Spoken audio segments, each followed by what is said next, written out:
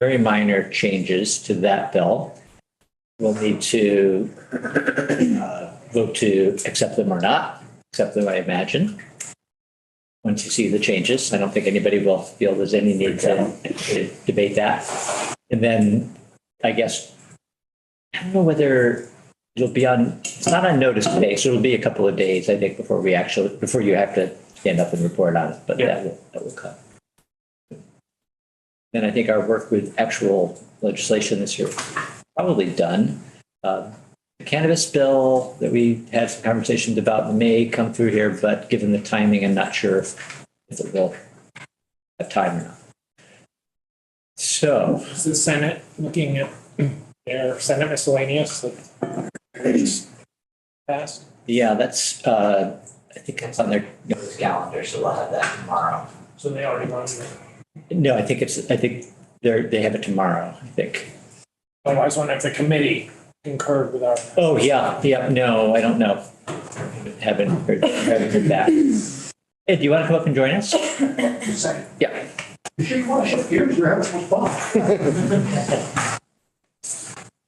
You're still having fun. I'll just add value. Yeah. Okay, well, good afternoon. I'm Ed Larson, and I represent the Vermont Forest Products Association, and I'll be speaking to you and testifying and having a conversation with you about H128. It's a bill that deals with Act 250 for both forestry operations as well as agriculture. And there's a little thing about electric generation in there too. There's a lot of important subjects in this bill. And so I think it's good to have the opportunity to talk to you a little bit about it. I know that it's really next year's business you're really talking about here. So I do have a number of members that would love to come in and testify about their experiences with the permit process and how it impacts their businesses, their ability to be a part of the forest industry. But I asked the chair if we could save that till next year when it's more front and center to your deliberations. But I'm happy to share with you some of the history around this legislation. This isn't the first time we've seen this, and share some of the thoughts that we've had up to this point. Talk a little bit about my industry too in this context. The whole idea started, if you recall, 4 or 5 years ago, we were celebrating the 50th anniversary of Act 250, and when Chair Snelling of the Natural Resources Board recommended a major study, legislative study, to kind of review looking back 50 years and maybe looking forward 50 years and seeing what changes may need to be made. And you've dealt with, some of you who've been here a while have dealt with a couple of very comprehensive, large Act 250 bill changes, which never seemed to make it to the finish line. And as usual, bits and pieces kind of do get through. And this is another one of those bits and pieces. And some of this was built into those bigger comprehensive bills.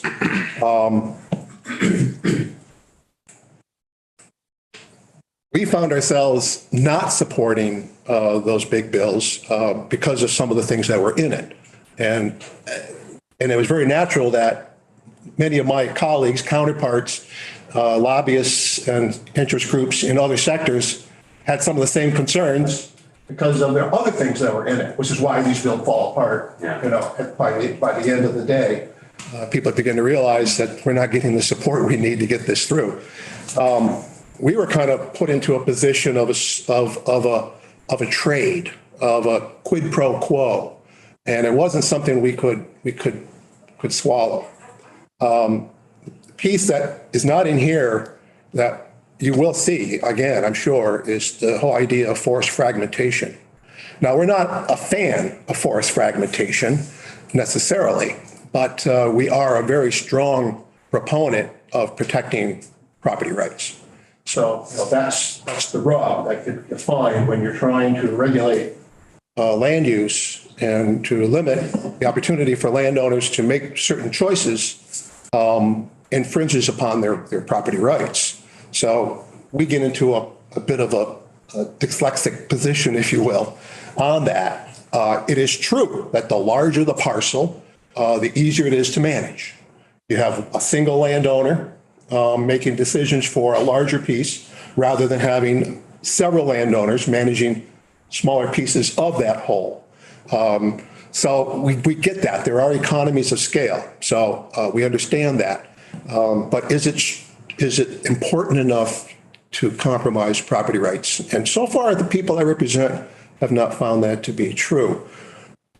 Commissioner at the time, Mike Snyder, and Sam Lincoln was the deputy commissioner, and you've met Sam, he's a good guy, came up with an idea similar to this in the bill as a way to kind of mitigate our concerns. Well, if we do this frag piece, shorten it up just for brevity, if we do the frag, we can do this. And I went back to my people and I go, is this fair to take away from the landowner just to give to the businessman who's buying this timber? Is that a quid pro quo? Is it a fair trade? And none of them have said that it was. So we have said, thank you, but no thank you. Okay. So this is now separate. And now maybe this is something we could accept. But I know that the frag will be back.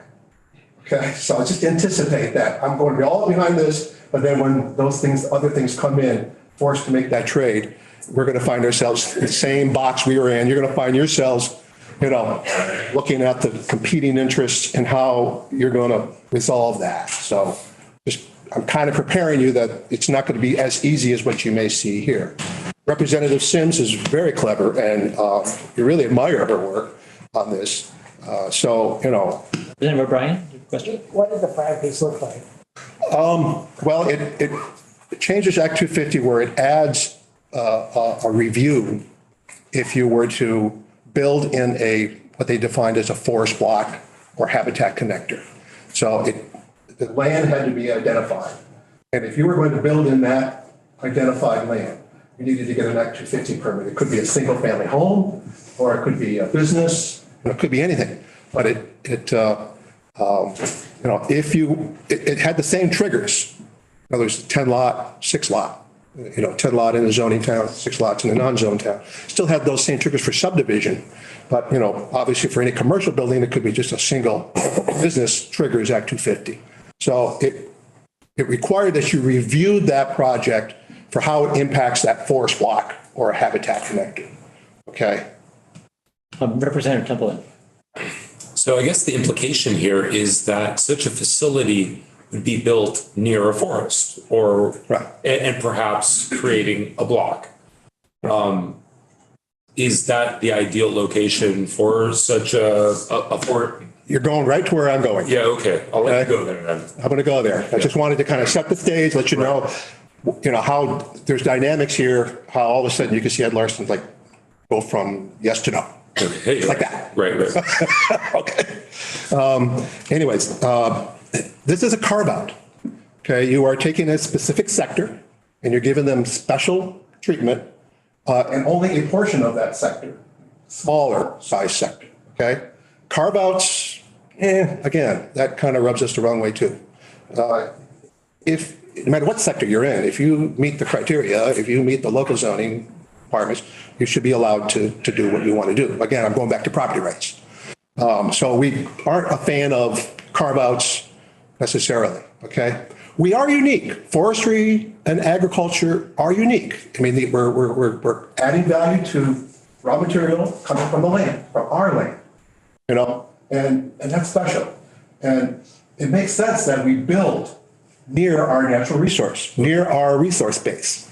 So we would be fragmenting the forest to build a sawmill in where we would like to build it, near the. That's what stimulated the ag mitigation piece in here. And that makes sense.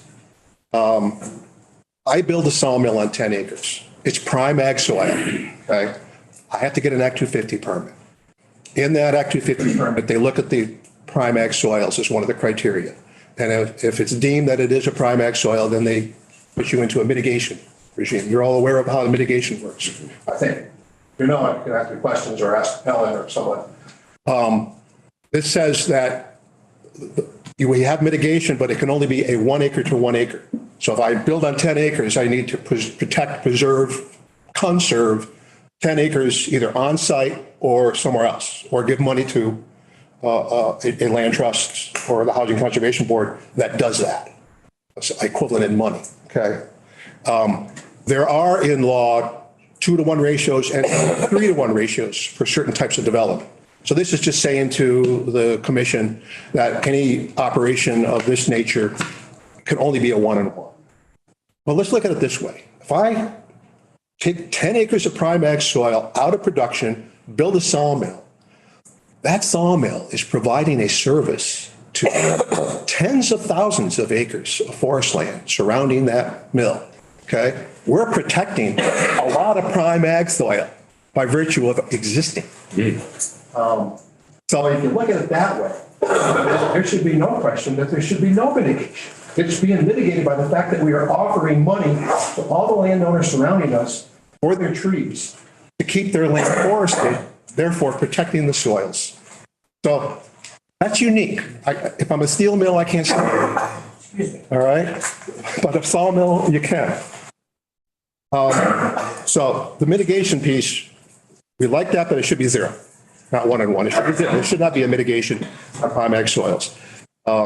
There was one of our mills wanted to just store logs on a piece of land they bought, and it had prime ag soils. But if you're just storing logs, they're there for a while, then they go away, and then new ones come in. You're not really, doing much, maybe a little compaction. But for the most part, those prime ag soils are still going to be prime ag soils.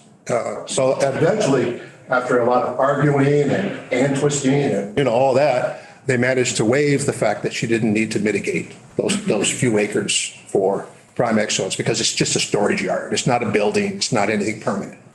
So, but that does come up. So that's the mitigation piece. Now, in this bill, it speaks to the size of the business, 3.5 million board feet, or the equivalent in a firewood operation, or the equivalent in a chipping operation. I had a sawmill that was about 3.5 million feet in size. There aren't any of us left. No one in their right mind is going to build a mill that size or smaller, unless it's a portable mill. Okay, there's a lot of portable mills popping up, but that's a one person, maybe a small family type of an operation, when you don't need to get a permit for that anyways, because it's on wheels and it moves around. And even if you put it on your property and permit it, you don't need to get a permit, because it's really not considered a big commercial operation. That's all you're going to see. You're not going to see people invest in a 3 million board foot. It's just not economic. That's why up to this point, you have seen no applications, even though it's only been a year old, where it's a minor permit. Maybe I should go back and just remind you. We did pass last year that the same size businesses, that the district commission must begin the application process as a minor permit. And unless a neighbor or someone else with party status, like a regional planning commission, says we want a hearing, it stays minor and goes through the process that way. This totally eliminates it. But if you heard from the Natural Resources Board, I think Sabina was in here, they've had no applications. And you're not going to get any applications. The firewood operation, you might, and even maybe a chip operation, you might. But the sawmill businesses, either they're going to go tiny or they're going to go real big. That's the only way to be competitive. I had to shut down my sawmill because I could not compete. Representative O'Brien. And if I had a portable sawmill and saw it, 3-4 days a week, how many board feet would that be in a year? 3-4 days a week, maybe what, 5,000 feet. And if you're really aggressive, you might get 10. You have a tailor. In a week? Yeah. It's not that fast. You can get faster if you add things to it, like an edger or a trimmer. You add other components to it, But if you have just the portable mill, it takes you 20 minutes to get through a good sized log. And after about 10 logs, you about had it because you're felling green hemlock. So I know some that can do 10,000 a week, but they're at it 5 days and they're putting in long days. And they've got it kind of automated. They've got hydraulic systems so they can move logs around and the log turner and all that. Actually, we have one like that at the college. It's pretty snazzy. We can get quite a bit done with the students there, but it's still, we're not going to do 10,000 feet in a week. So it's pretty small. That's micro, and it's not like the wholesalers are shopping lumber from portable mills. It really is a very specialty market. Very few of them try to saw for sale. They usually custom saw. You know, usually a landowner says, see, I had a logger cut down some trees, I saved some aside because you bring your mill in and mill out some boards for me. That's a kind of a common transaction in that industry.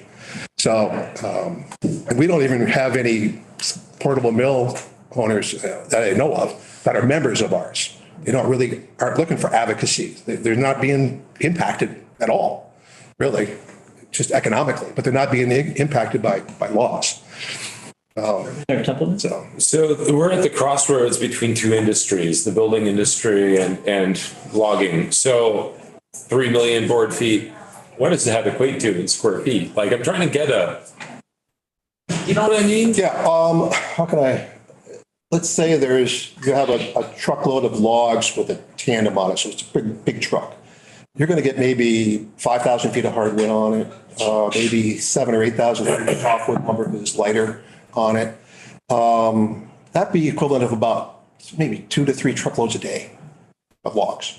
So About a truckload of lumber a day. Not the amount of lumber, the amount of space that this building would sit on the footprint. Okay, well, that would vary.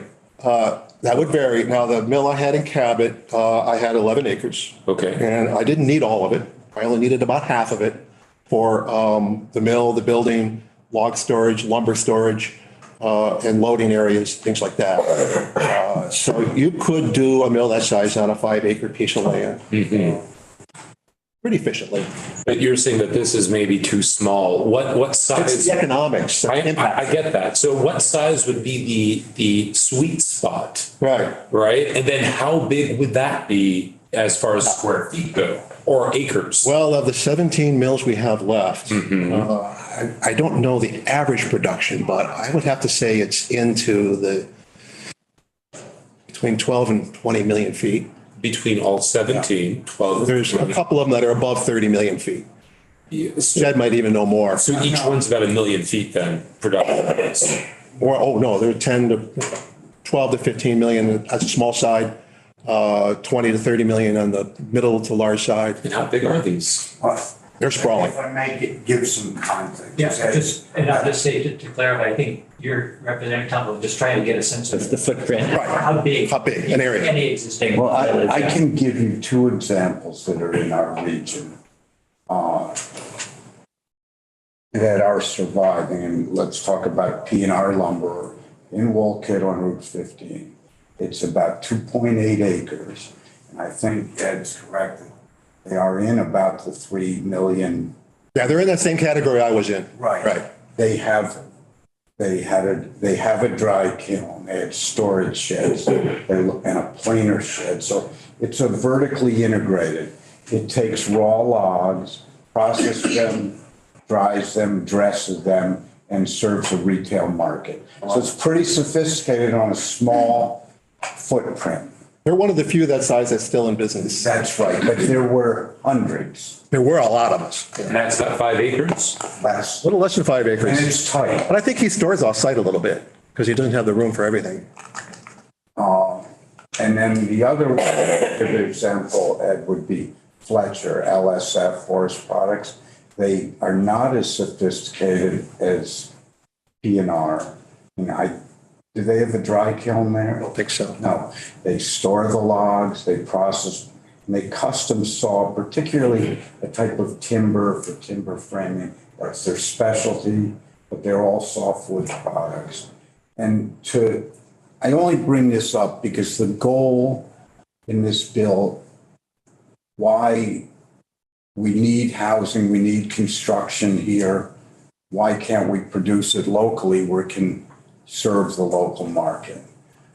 But most dry spruce, for instance, that comes from Eastern Canada, Western United States. That isn't coming from these small sawmills. No, but our timber is going to those mills to be sawn out. That's correct. So We need that. it's Ed's spot on. The bigger mills, or Sosimo or Lamel or Mill River, they're big mills, they're big yards. They're on more than 12, 15 acres. Some are even more than that. I mean, Sasebo has, 7 or 8 locations And how many board feet are in they? and out of state. Oh, they're into the 35, 40 million. They got 2 mills right in Brattleboro and they got a mill in New Hampshire. So it grows exponentially. The acreage you add, the like much greater the amount of wood you could process. You just celebrated their 75th anniversary in a resolution a few weeks back, if you recall. But they're one of the biggest ones, and they've been around a while. So, yeah, and they're well, the only time these mills that are the size that this contemplates is if you are like a furniture company and you want to control your raw material. So you want to build your own mill. So you would right size that mill to your production. That could be a mill this size. Okay. But that mill can survive because it has a guaranteed customer. You know, it has a guaranteed end use. It's going to go to that all the time. And they'll feed you what you need for your raw material. Mm-hmm. So that can work. The one that, one of Wolcott. P&R. They survived because they've been around 40 years. It's a family-owned business. They got no debt. Okay. If you got any kind of debt, it's just like a farmer. If you got any kind of debt, you got to make it pay. And, you got a fixed cost there that you got to always satisfy every month. Mills the size of P&R, if they get no logs, they can go do something else for a couple of weeks or a couple of months and survive. Some others, like my mill, I had fixed costs and I could control my variable costs to some degree by just shutting down or something. But I still got to pay that mortgage. I still got to pay the electric bill. Still got to pay my help that I have left on. And I'm not making anything. You don't survive. Mm-hmm. So it's a tough one. So will this really bring us to, bring Vermont more business, bring Vermont more facilities, bring Vermont more economic development? I think the jury's going to be out on that. So it's hard to prioritize something when I'm telling you that it's probably not going to do a whole lot to incentivize people to invest in. Vermont is the highest cost business environment in our region. We had a mill had a fire 7-8 years ago, big fire. It was a good sized mill, big pine mill. He went to the commission to see about rebuilding and realized, this is not right. He took a ride across the river to New Hampshire and within 6 hours had a site, had a just looking at a commitment. And then 6 weeks later, he had the permit. And so he moved to New Hampshire. That's unfortunately a reality we're dealing with. So even if we are able to exempt Act 250 for a, $2 or $3 million investment, which is small, could be a lot bigger than that. Are we going to get it?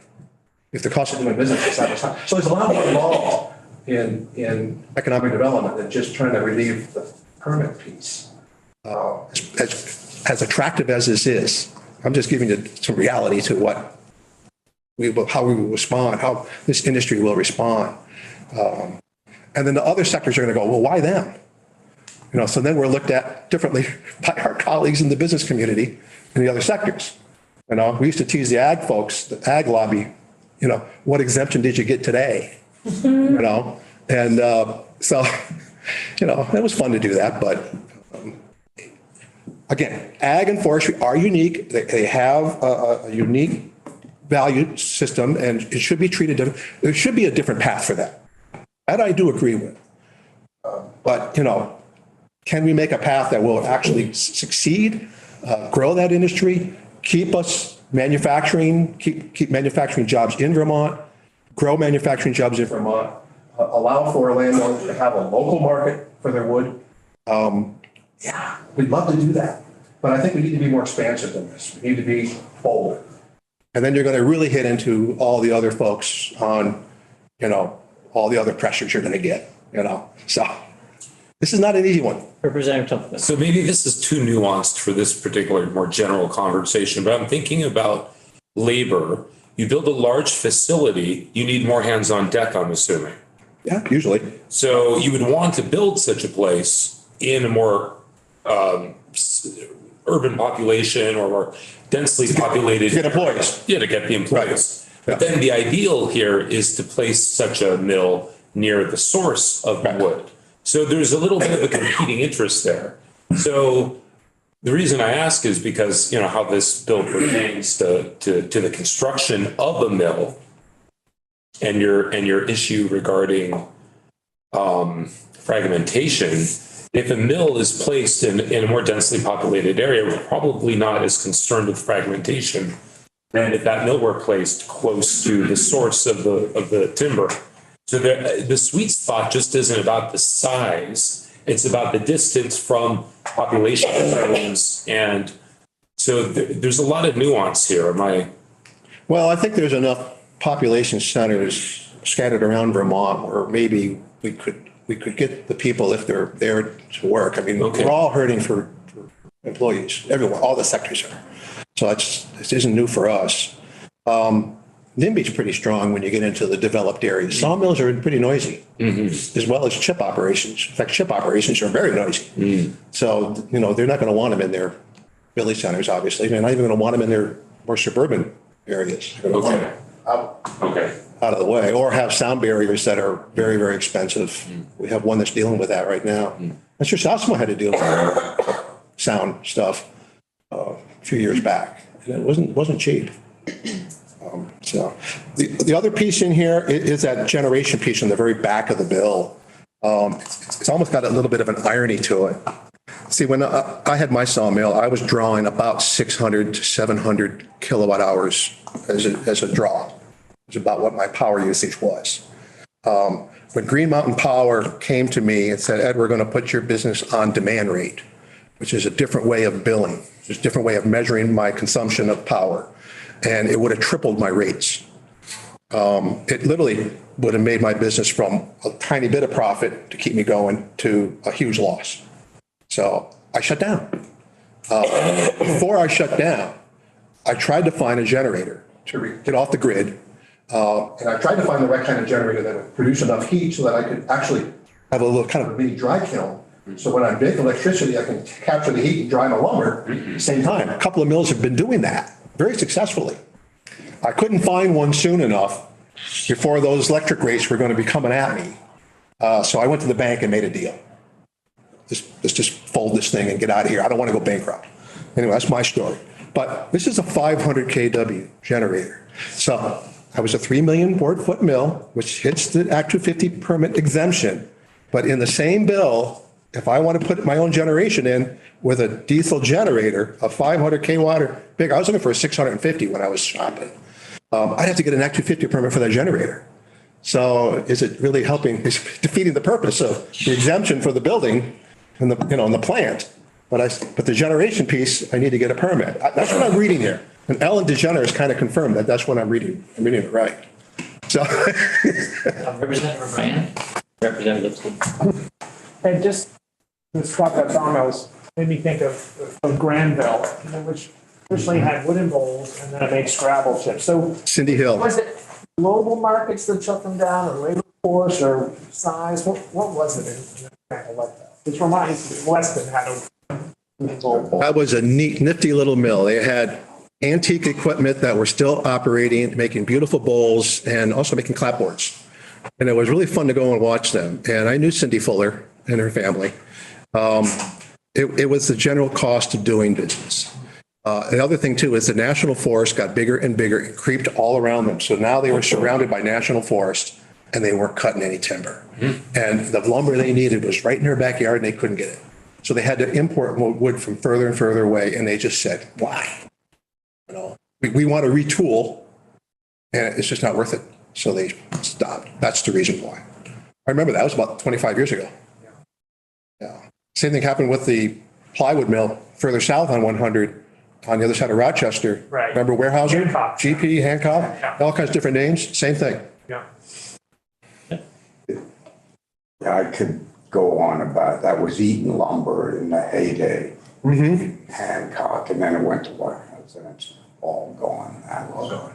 But there was a mill you're familiar with in North Hyde Park. We dealt with the same, primarily a hemlock mill, but they couldn't handle the electric costs and they bought a diesel generator. Right. And Caledonia Brook too, up in Lindenville did that that. was an option, but in the end, it was not profitable and it's been basically liquidated and shut. So I'm curious whether your story, and it sounds like a similar story, were two of many stories that resulted in the demise or decline anyway of mills because of a decision the power company made When? Well, the power company made the decision because you told them to. Okay, Okay, you made a requirement that any manufacturing, any business that draws over a certain amount of power must go on demand rate by a certain date. They gave me a year's notice, and they actually put on a meter. when was this? Oh, 1989. Okay, so when you say you, you're talking about the legislature, first of all, and none of us were actually here. It was active legislation. Yeah. So Green Mountain Power, our hands are tied. We have no choice, which is, I hate that. If someone says that to you. Yeah. They actually put a meter in my bill so that it would tell me at what point, you see, demand is at what point you draw the highest amount of voltage. And it's usually when the motor is working really hard. So I have a chipper, I have a mill, the head rig, I have a debarker, and I have a gang rip for ripping, okay? All of them are 100 plus horsepower motors. Some of them are 350. So if any one of those are in the cut, as they will, it's doing the workload. It brings up that peak, and peak is high, okay? So the way they bill you is that any 15-minute period during that month, billing cycle, the highest peak you hit during that, that's what they're going to charge you at, okay? So for a whole year, I was able to study what 15-minute point in that day was that going to happen. I actually paid an employee overtime to come in an hour early because the start on the motor is also a surge.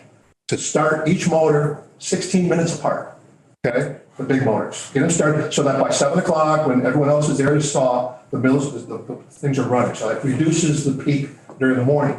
Okay. Well, it always happened at around 11:45, just before lunch. And I went and I sat in the mill and I studied it and I realized it was because the chipper had a big thing going through it, the saw head rig had a log going through it, and the debarker was running.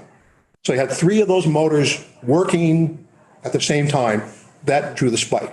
How do you manage that? I just said, this is hopeless. It's absolutely hopeless. I hired an advisor, an engineer. How do I do that? How do I manage material flow so that I can keep that peak down? You can't. Were these 3-phase? I was 483 phase. Yeah. It's a nice operating mill. It was a Lane mill, Baden Berry, one of the first automatics that they had. Worked good, But anyways, We've I would got, love to talk about this. I would love to see something happen, but I think we need to be bolder than what you have here if we're going to make a difference. thank you for stepping in. It was, and one more question, if you have another minute. Yeah. Of course I do. Yeah, and Ed, as you've allowed, you may not be around in this role for a lot longer. And You sending me out to pasture? no, I'm talking about that. This isn't us making the decision. This is. I'm teasing you. I'm asking this question because I think it's important for this committee, and I don't have all the answers I've experienced. But one of our biggest challenges beyond regulation has to do with the wood basket that's available. And Ed alluded to one of the problems in, with the Granville Hancock, the loss of that industry. So there are trends and strong headwinds that don't give any business security to the availability of access to timber or logs.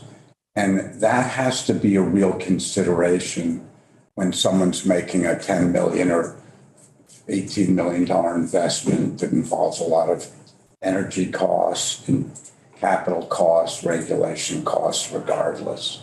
Headache's trying to hire enough people to run your business. So you've got workforce, you've got the actual, we took testimony from someone in Addison County who had a very aggressive firewood business plan. It was quite exciting. And clearly the biggest challenge was access to, you want to make 10,000 cords of wood, where you're going to get that volume of processor logs. We spoke to that on H-126 when you visited that bill about how our industry is right-sizing to the available timber base. And it has been shrinking and it will continue to shrink, For unfortunately. input, and maybe we've passed our time over the summer, or I think this committee, any insights you have on the shrinking wood basket, those really impact the future of this industry as much as anything. Well, we work hard to try to counter some of the things you folks are hearing from folks that kind of don't like us, or don't think we're doing the right thing. We feel you're being misinformed by them. Managed forests, as I said before, managed forests can do a whole lot by way of habitat, by way of carbon storage, by way of our economy. And it's kind of in our blood, it's our culture. And it's very threatened by some of the things you're hearing. And we believe you're hearing bad information. So we somehow need to counter that in order to be able to have an open mind to move forward with incentive-based policies that could grow this industry and not shrink that timber base, because we're not going to grow if they continue to see, wilderness and forever wild easements coming in left and right. So No, okay. thank you for your time. Catch him in the hallway if you want. Yeah, I'll find it. Going to get Mike into I'll the, be around a couple more days, but I'm going outside right now. Take my wife for a walk. Nice. Enjoy the, Yes. Thank you.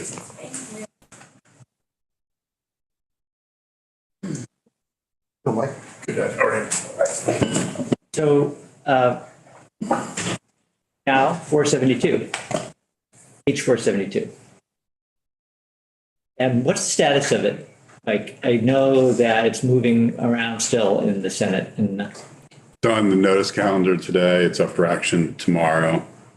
okay, tomorrow's Thursday. Okay. They'll suspend rules and message it over to you, Okay, so we'll probably have a Friday. or the end of today. If they meet in the morning, message it over. You'll have it in the afternoon Okay. tomorrow. I was wondering when we might be expected to report on it. If it's on notice tomorrow, then Friday presumably. I mean, if you're ready, you could probably pull it up off the calendar. Okay, so could be. All right, well, let's take a look. All right, let me just get to the webpage. It is a very short, very technical amendment as it currently exists.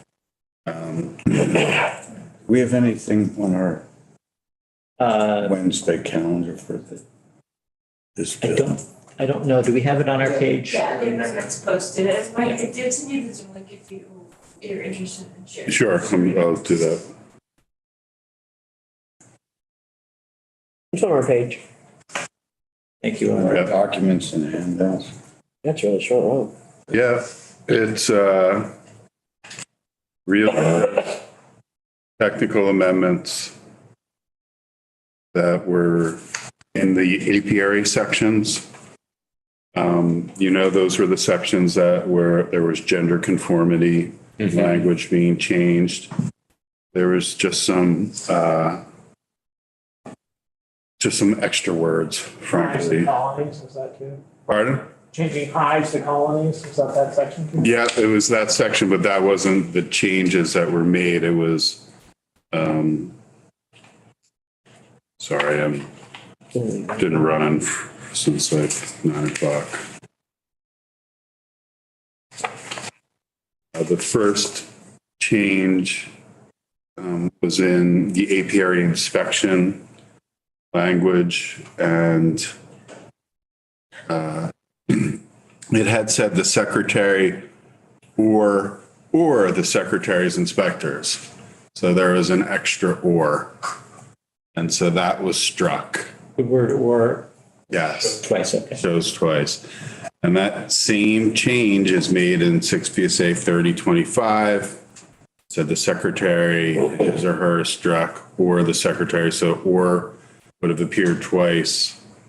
Second or was struck.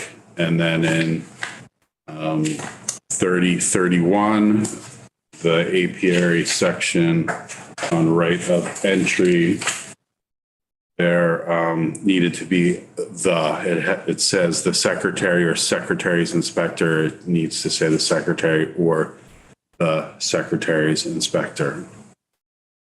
And those are the only things they changed. Representative Rice, were you not here the day we? It seems like perhaps that was a change that Mike made after we voted on it. Fair play.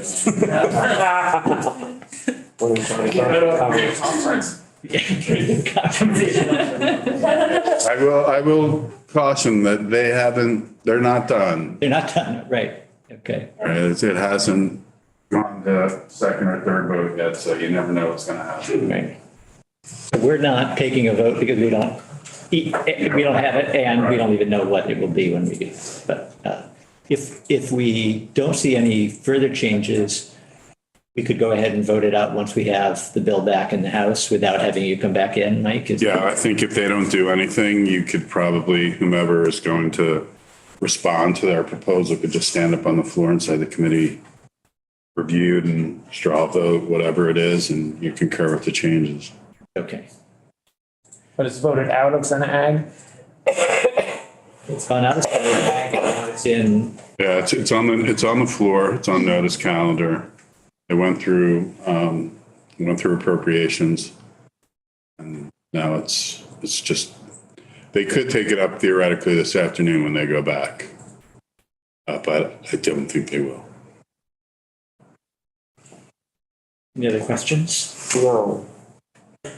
I mean, what It's remarkably straightforward. what were the highlights of the bill? I'm just trying to think, because I have no idea.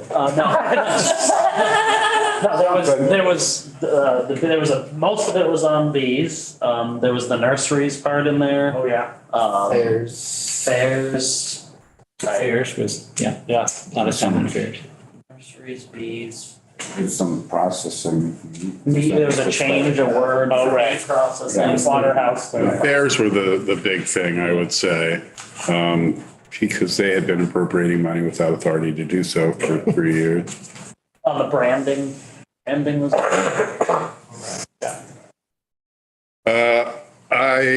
In other news, the small farmer diversification transition program, it's still in the big bill. They still have it at $150,000 in money, but they have made, I think, most of the substantive changes that you requested the House conferees advocate for. Language changes. Yeah. Yeah, good. Small win. Yeah. So, but I last saw that conference committee report at like 8:30, so I don't know what it looks like now. But it looked pretty good at that point. Good. All right. Thanks, Mike. Before the end of